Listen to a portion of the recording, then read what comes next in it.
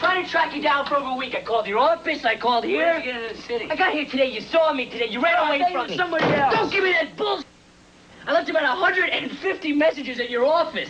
Then I go to your office this morning and they tell me that as of yesterday, you're no longer employed there. Michael J. Fox plays a New Yorker who can't escape from the fast track, and it's killing him in Bright Lights, Big City. First film is Bright Lights, Big City. It works only, I think, as a rather standard cautionary tale against drug use because its clean-cut star is not the kind of person we expect to see using drugs. In the movie, Michael J. Fox plays a fact-checker for a magazine modeled after the New Yorker, but he has trouble at work because he's stoned on cocaine much of the time. What's troubling him? In the beginning, we are led to believe it's his failing marriage to a pretty young model played by Phoebe Cates, whom he finally confronts at a fashion show.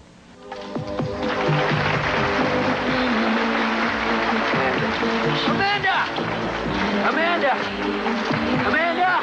I want an explanation! Amanda! I want answers. I want an explanation. I want to know why. Not making any headway with his wife, Fox spends his nights in New York's club scene, making time with an assortment of boring women, dates set up by his similarly coked-up friend, played by Kiefer Sutherland. Aren't you a writer? Yeah, I do some writing. More of an editor, actually. Gotham magazine. Oh, God, I've been reading it all my life. I mean, my parents get it. Well, I always read it at the gynecologist. So what's your name again? Should I know you? There is some promise of better times provided by a blind date between Fox and his friend's cousin, nicely played by Tracy Pollan. What did he tell you about me? Not much. Come on. He said you were a cross between a young F. Scott Fitzhemingway and a later Wittgenstein. That's it? Nothing else? Unfortunately, that relationship is given short shrift in this movie, and surprise of surprises, we eventually learn that the real reason for Fox's funk is that he hasn't been able to properly grieve for his mother's death a year ago. It's his younger brother who confronts him with that fact. Tomorrow's the anniversary. 1 year, in case you've forgotten. We're gonna spread her ashes in the lake, and Dad wants you to be there. Jamie? Jamie, you just forgotten Mom completely, haven't you? Don't get righteous with me. Hey, well, you haven't seen Dad since last Christmas. Shut up! Don't tell me to shut up! Shut up! Just be there! Shut up! It takes a long, long time to get to that moment, and I must say I did feel quite manipulated by the movie in a negative way. The mother's story, though hinted at early on in the film through some little flashbacks, overtook the failed marriage story, and I felt sort of burned after having my interest aroused by the marriage, which turns out to be a false lead.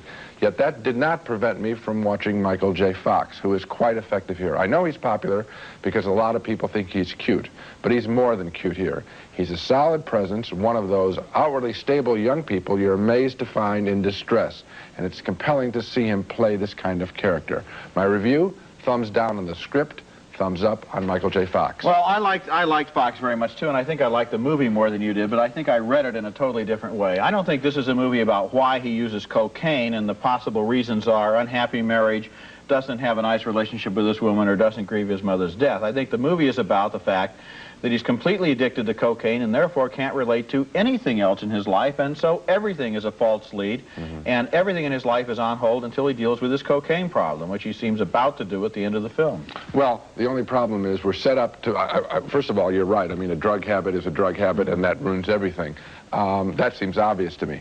The way the film starts out, though, a great deal of attention is played to the relationship with the marriage. Yeah. And the way that turns out to be tossed away at the end of the movie, didn't that bother you at all? That isn't how I read it. See, I thought that he finally realized that he met her at a bar, you know, right, and then she left him to go off to Paris. Right. They never had a marriage. It was all just drug fantasy. Totally? I think so. I don't think that there's no indication in the movie that they had the slightest communication on any realistic level. Well, there's a lot of talk about it, a lot of mourning about it. I mean, yeah, a lot of but that's just, you know, he's sad because he blames all of his problems on that. But when they finally meet, there's no chemistry, there's no communication. That surprised me. Yeah, it's a good movie. I think probably a better movie than you did. We both admired Michael J. Fox's performance in Bright Lights, Big City, but we disagreed on the script. My thumb up, Gene's thumb down.